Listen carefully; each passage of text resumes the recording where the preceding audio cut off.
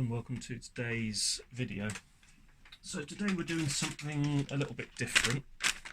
I've got this Amstrad CTV1400 here, which I think is a model number that Amstrad have used before on an older set. This one is either late 90s or early noughties. It might be late 90s actually. Hasn't been used for a very long time, so one thing I'm going to do is get the back off, do a visual examination, give it a general clean up, power it up and see if it's working well. Now this set actually has a SCART socket, so it actually has AV capabilities, and it's not a bad little set. I mean, it's sort of typical things like this these days are thrown away. However, it's not exactly heavy, and with a suitable wall fitting, it can actually be mounted on a wall and actually makes quite a nice little sort of bedroom set for sort of younger people, or if you have sort of limited space in your bedroom. Not a bad little set at all. It isn't the last word in picture quality. I mean, it is an Amstrad, and you know, they're built to a price, let's face it, but it's not a bad set. It does have AV capabilities. I'm not sure if it's full RGB SCART or if it is just composite with audio, but I think the first thing that we want to do is get inside of it. So we've got 4 crosshead screws, so we shall get that sorted out, get the back off and have a visual inspection inside. Right, here we go. So let's start with this one.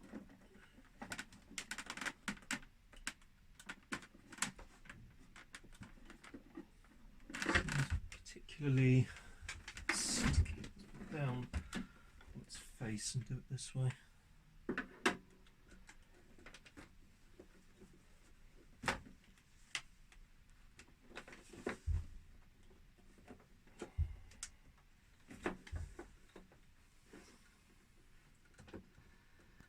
So this particular set I've seen badged as Amstrad, but I've also seen it badged as Orion and a couple of other brands. So it is quite possible that this is using an Orion chassis, which wouldn't surprise me. I will not be surprised in the slightest if we get the cover off and find that we have an Orion tube in there. However, getting the cover off is proving to be trickier than I first expected it would be, to be honest with you. However, it is unscrewing, albeit slowly.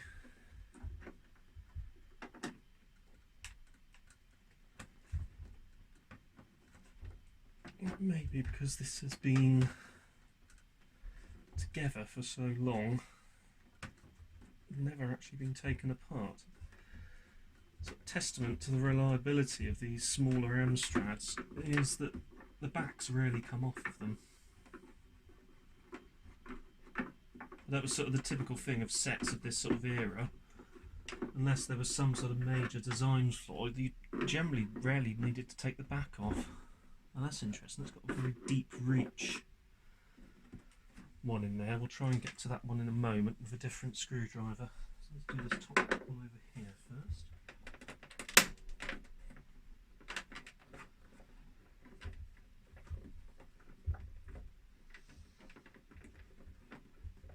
That one's a bit easier actually.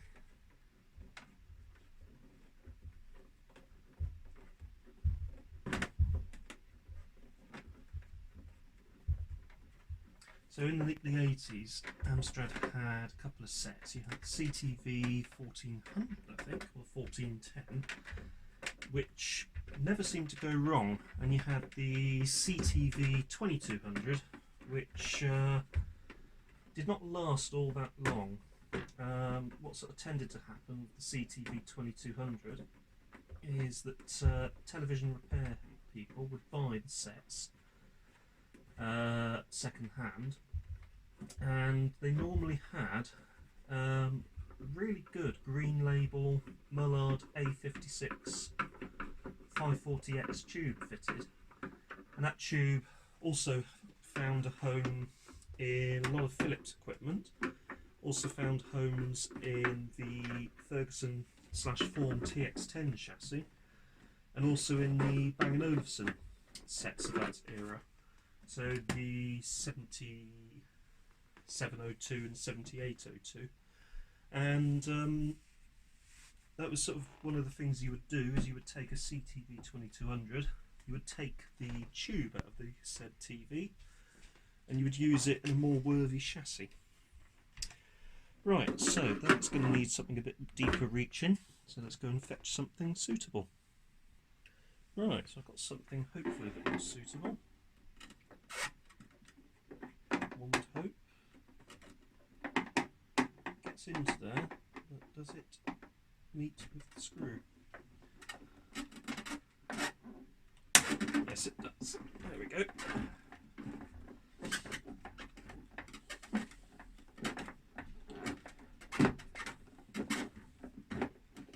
So what you can do to avoid scratching the face of the tube, which is actually recessed on this, so this is known as a, rather than a push-through presentation, it's got a bezel over it.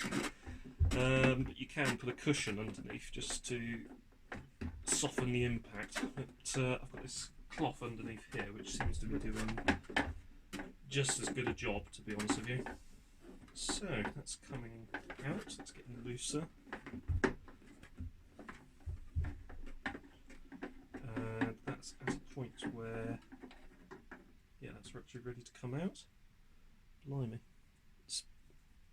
God knows what's been going on inside there. It's got grit all over it.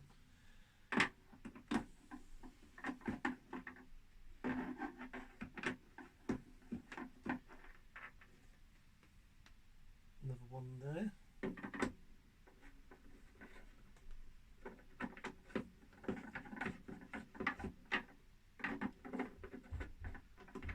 Come on, fella, where are you? There you are. That one doesn't want to come out. So, it's around the side here. Fourth one. That's a lock in, which it does. And out it comes. Ah, it's slipped slightly. Out it comes.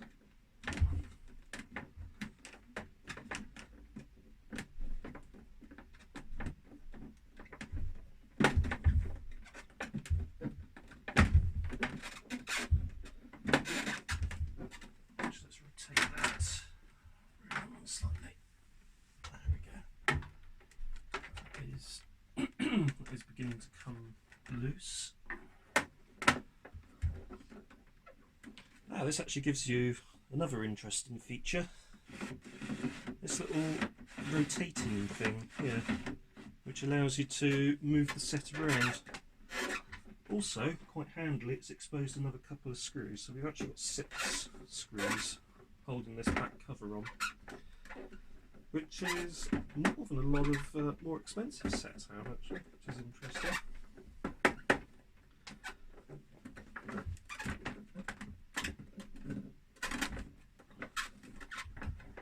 It's a lot more than the Thorns I've worked on have. They usually have 2 at the top, and the whole back is actually sort of clipped in at the bottom, it slots in to the actual case of the set, and the case then clips in at the top with a couple of screws, which is ideal if you're going to be servicing them, because you can get the back off very quickly, get in, service the set, and then away you go. So let's see if we can have, yeah, we've got those 2 down here which need to come out. We need a really long reach on this. That's actually not long enough, but there we go. I've got a feeling these might be shorter. Actually, I may be wrong. No. Thankfully,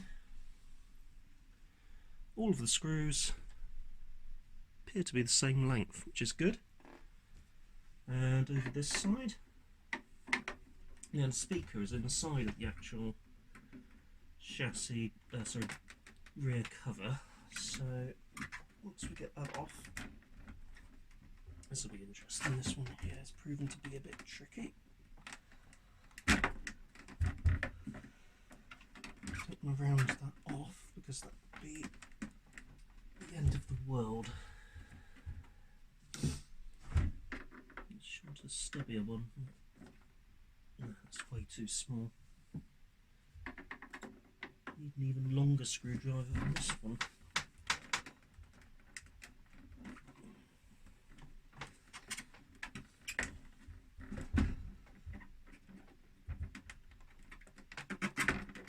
Right, let's see if we've got something more suitable for that, because that is quite deep in the actual case itself, so we need something longer than that. Let's see what we have. So we've got something suitable. We have this screwdriver, which accepts the screwdriver relevant bits, and then we've got the extender bit from another screwdriver, and lo and behold, there we go, out it comes. So looking at the design of this, I think that the actual chassis board resides within the actual back of the actual case itself. So what we're going to have to do is, once that is removed, holding it together like so, bring it over and under, and gently wrestle the back off like so. And actually, yep, there we go. So we've got the speaker, which is here, which I'll just show you. So we've got the speaker mounted into the side of the case, and the speaker itself is mounted to the main board down here. So we'll unplug that so we can get this out of the way.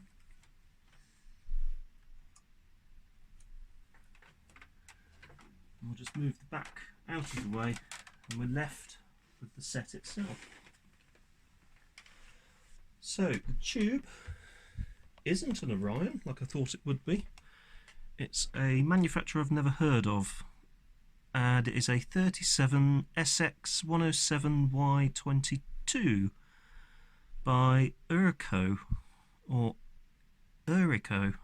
Never heard of them, but it seems to be lasting fairly well, so I'm not going to you know, sort of test it or anything like that. So we have the board, the main board here, which does have an awful lot of dust on it. So I think one of the things I will be doing is giving it a bit of a clean. Now let's get this neck board off, and the neck board itself is also covered in dust and dirt, so we'll give that a bit of a brush off. Got the neck of the CRT itself. Looks like one of your standard inline affairs. Deflection coils, these purity magnet rings, which I'm not going to touch. Obviously line output transformer, which has got focus and another one marked screen on it. Got focus and screen. Not sure what screen does. Not sure if that's the voltage. We have the AV socket here. We have this large can here, which is also covered in dust. RF input there. And let's have a look around and see what else we have. Anything of any excitement. All very standard inside. I do have a feeling this is probably an Orion chassis. Very compact, and it's been used by the looks of it, judging by all of these empty slots for components, used in other applications other than just this particular application. I think that is the chopper transformer, and we've got the locked there. We've got another transformer up the front there, so I'm not sure if that's an isolation transformer. Obviously, because you've got the SCART socket, you would probably need an isolation transformer to be installed. So I think the first thing I want to do is just get a paintbrush, a soft paintbrush, and get rid of much of this dust as possible. Right, I think I've got something suitable.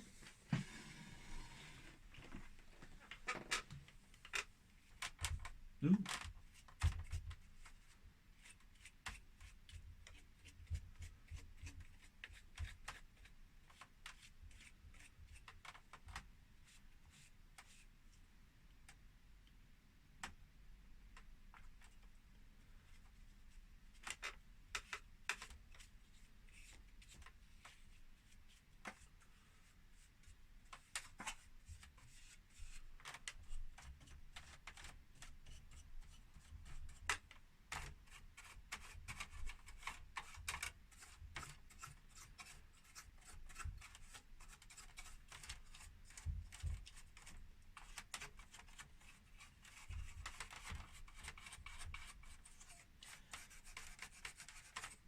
So there's reasons why you might want to get rid of dust. One of the main ones for me is it holds or can hold moisture. So if you are in a property that is a little bit damp, you will find that moisture can be contained within the dust and can cause a number of issues inside the set itself and also inside other electrical equipment. I tend to sort of keep a lot of CRTs and video recorders in rooms and environments within my house that I'd run a dehumidifier in. So this particular set was kept in a room that had a dehumidifier sort of run every few days or so, mainly just to sort of keep all the electrical items I had in there dry and free from sort of any potential issues. Having a look at these capacitors, I can't see that they're bulging at all. There's no visible corrosion around any of these resistors, so nothing is really sort of screaming out to me as requiring urgent replacement, to be honest with you.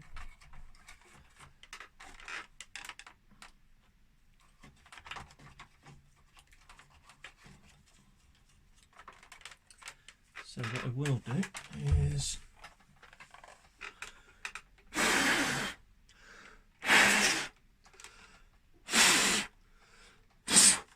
give it a good blowout like that. Now, anode cap hasn't been powered on for yonks, so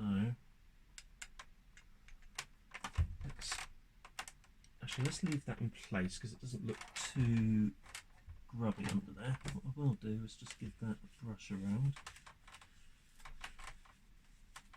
A damp anode cap can cause sort of arcing over and sort of sparking, which can cause sort of other potential problems. However, that looks okay. On the whole, that's actually not looking too bad. That's nice. A little bit cleaner than it was. I've got rid of the majority of the worst of the dust. If I wanted to do a slightly better job, I could get in there with an air duster. Don't forget the little connector there is our speaker output, so that little connector right there, which I'll zoom in on. So, woo! If you look behind the SCART socket, you will see a little white connector there. That's where our speaker plugs into. So, let's have a look at this case. So this is our case. Let's move the set back a little bit.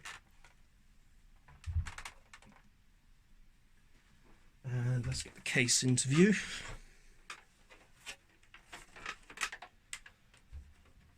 And what I'll do is just give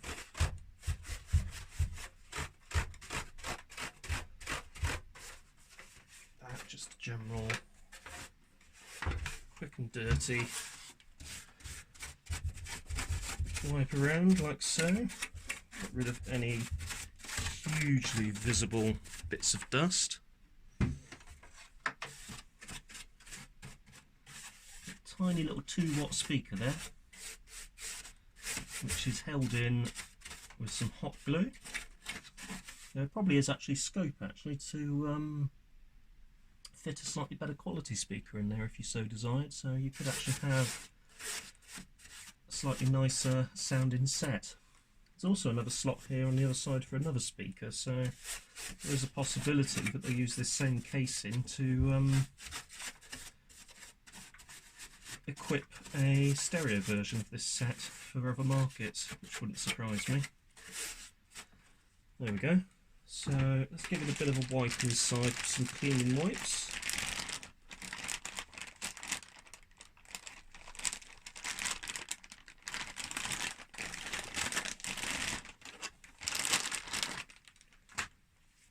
There we are.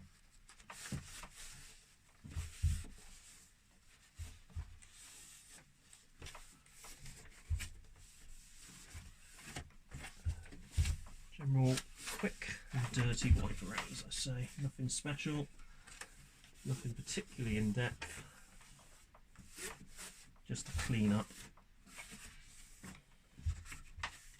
And wipe over the rest of the case as well.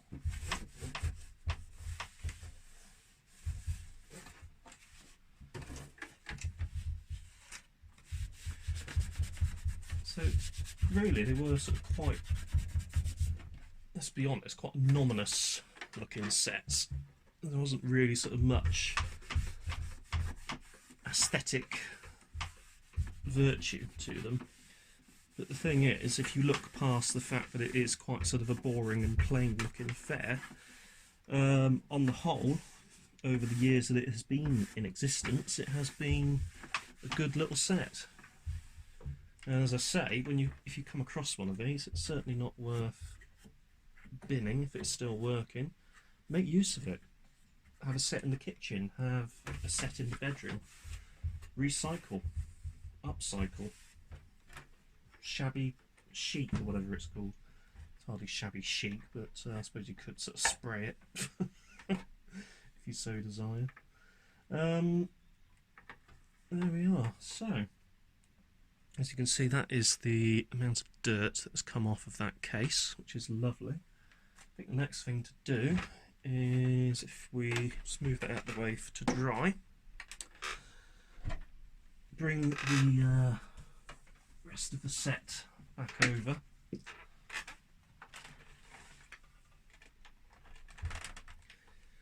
Get a bit of light onto the matter.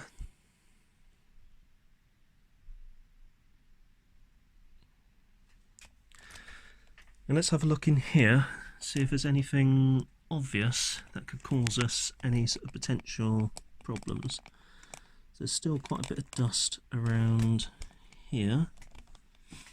However, that's, I think we'll just have to live with. As I say, ideally need an air duster to get into there just to clean that off, or some Servicol or something of that sort of nature.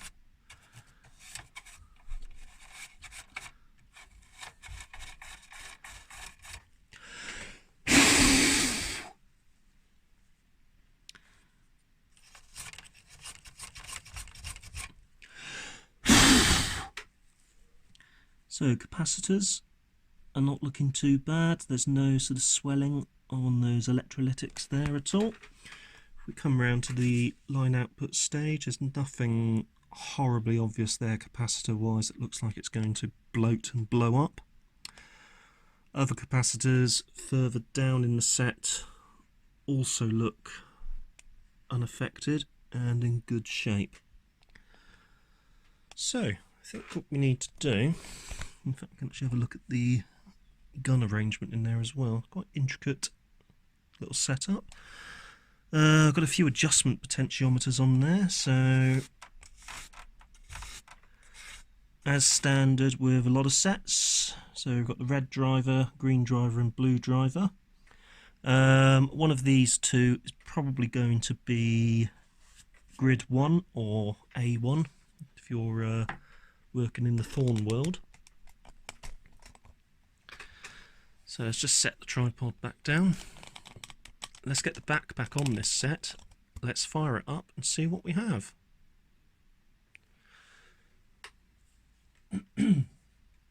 Right, so I'm going to put this face up.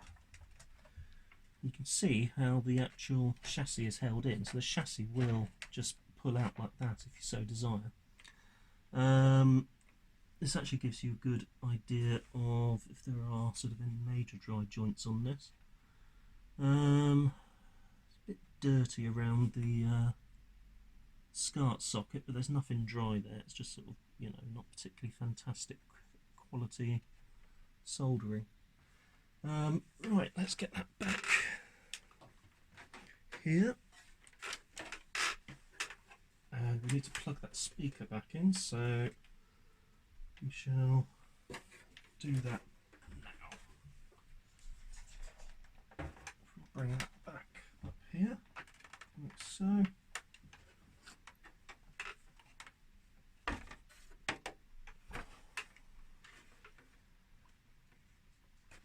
How did we come in? I think we come in this side. So speaker comes in like so. Couple of pins for the speaker. And it goes. And we will put the case back on. So this wire for the speaker goes down there, out of the way. Back just slides on. And it should meet up with the rest of the set. So we'll pop it upwards. You can actually see what's going wrong here. So this needs to come like so. So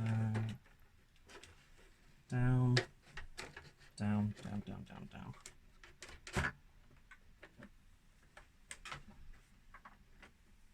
Thankfully that's out of the way, so we don't have any problems with the flex getting in the way. That slips in at the top easily enough. So what's stopping it now? Ah, hang on. So there is, on this bottom base, there is a couple of sliders that you go in on the actual base plate itself. Once you go into those, the set comes together like so and forms quite a rigid little unit. The next step is to screw everything back up again. So let's start at the bottom.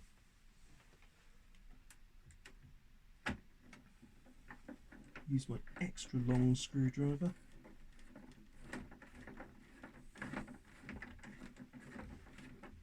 Going in a lot easier than they came out, to be honest. That's what you get after years of it being in one position. And let's go diagonally to the top over here.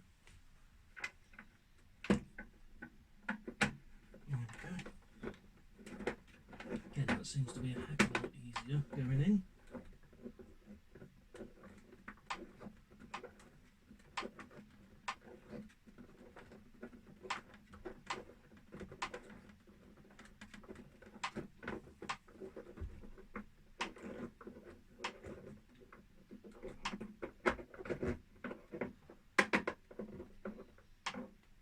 There we go. And another one down the bottom again, which I've just noticed is not absolutely fine.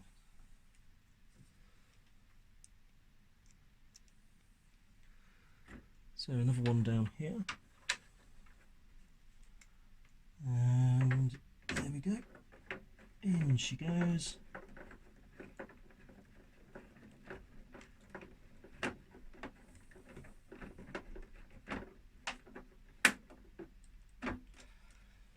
There we are. Let's pop the set up.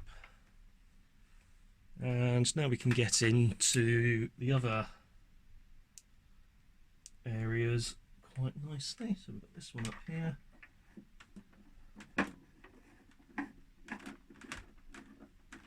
It's going pretty quickly.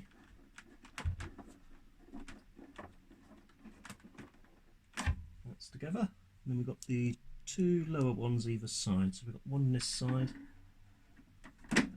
We've got one on the other side. So we'll get those in nice and quick.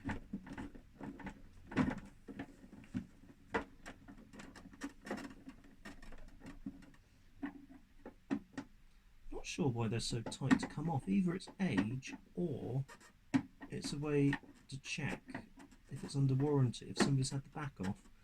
If they're very easy to take out, it would suggest that somebody's broken the probably a layer of Loctite or some other sort of sealant or sort of substance that they've got on the screws, and someone has been inside the set when they shouldn't. So if that's the case, you can then void the warranty claim. And the final one, which is here.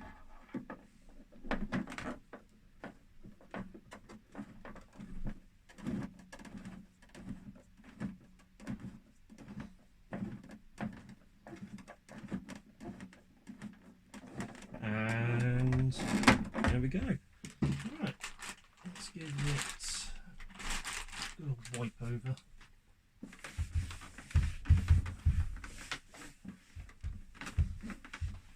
It's never going to be perfect, but we can make it at least a bit nicer to look at.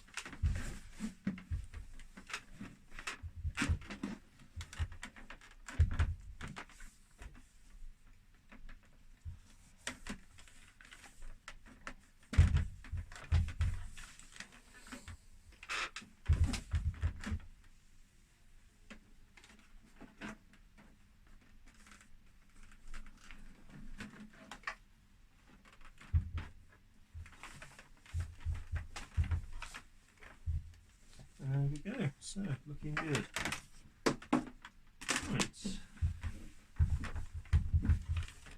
Right, let's get something to dry that off, and then we will connect it up and see if anything explodes when I turn it on. Here we go.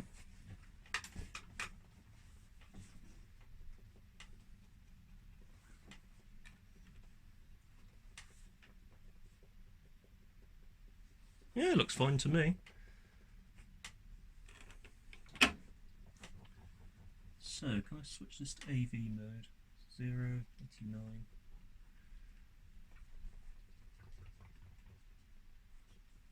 Ah, that's one of the things you need the remote for, I think, is switching it to AV mode, which is a bit annoying. Let's see if I do have a remote control for it.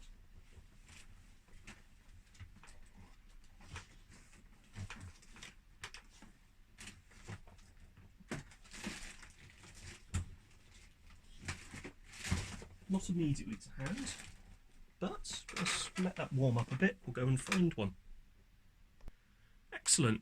Like a lot of sets of this era, it seems to auto-detect when there is SCART input.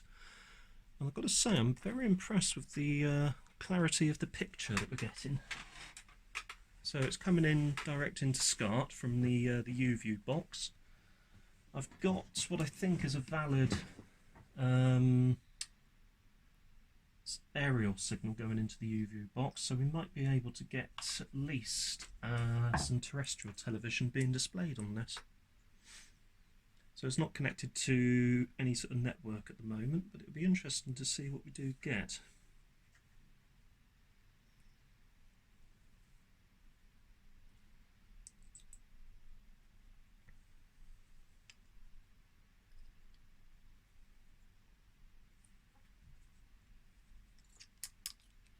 So it still seems to be booting at the moment.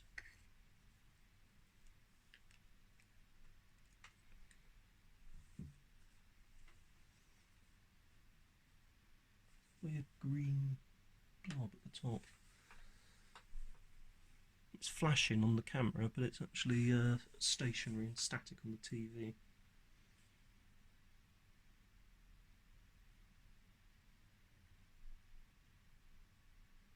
So it does seem to be loading in. It does take a while, especially if you haven't turned it on for a while. Let's hit guide and see if we get anything out of it. No, probably won't get anything just yet.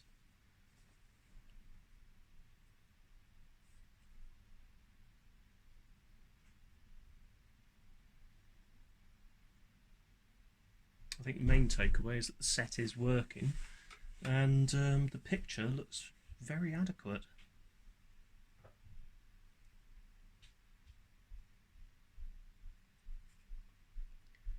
So let's let that continue to load, and in a moment we will see if we can actually get in and see if we can actually view any television. So blank screen. Oh, it's checking for the latest software. Well, you're not going to find anything because you're not plugged into a network connection.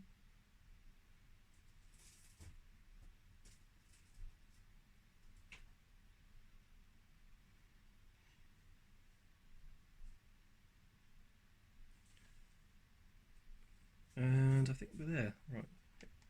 Guide.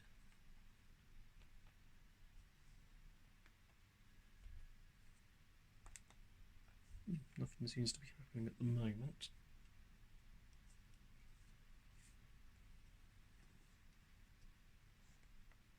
Oh, hang on. Number 4 has come up. Oh, there we go.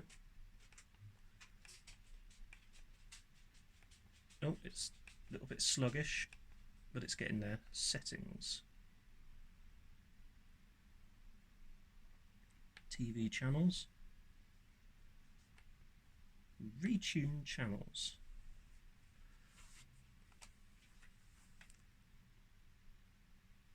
Looks like it's slightly outside. That line that's flashing on the picture isn't actually flashing on the screen. It's probably to do with a refresh.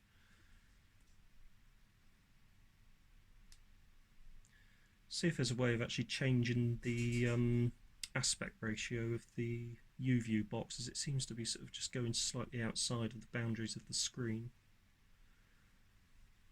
And I couldn't see any potentiometers on the board of the set itself to try and adjust width. I'm guessing a lot of this is going to be done from service menus, so it might actually be worth finding the remote control for this set and seeing if I can get into a service menu just to set it up using a test card.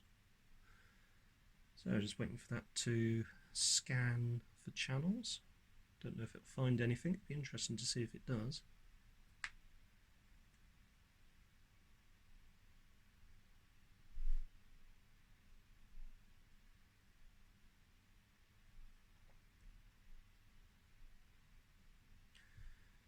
But I'm quite impressed with this. The set itself has not been turned on for many years, probably about 5 or 6 years.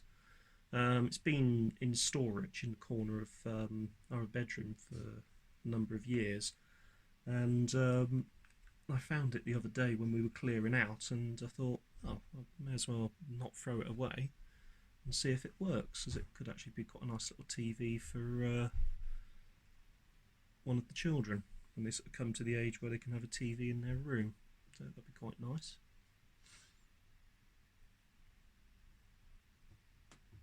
So it's just loading, searching for channels at the moment. It's taking quite a while.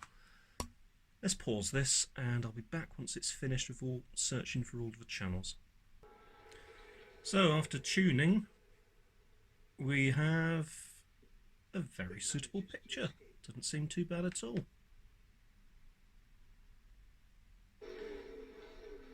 Geometry seems to be slightly, actually not geometry, the width seems to be slightly out. Geometry looks fine, no problems with pin cushion, etc.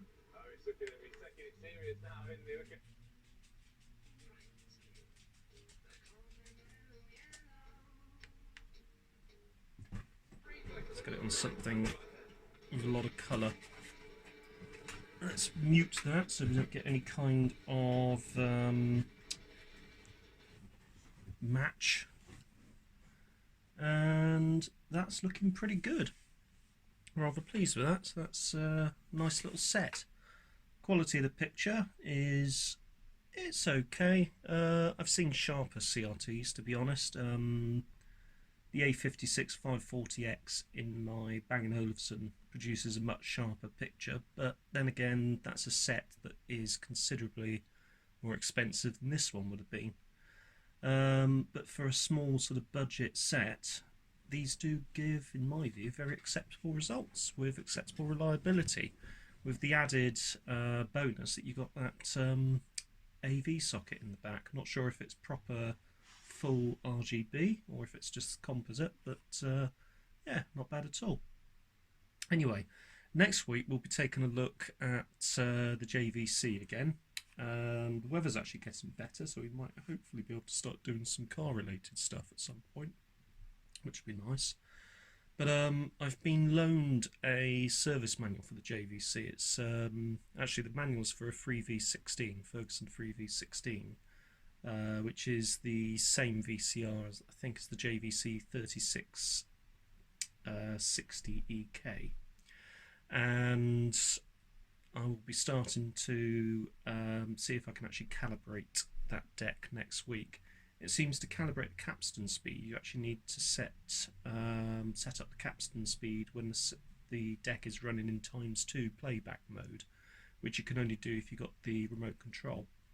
Thankfully I've got the remote control, so we'll see where we get with that. Anyway, for now we've got another little working portable, which is good. If you found this video interesting, don't forget to hit that like button. Also consider subscribing for more upcoming fascinating hobbies, and I'll see you next time. Thanks for watching.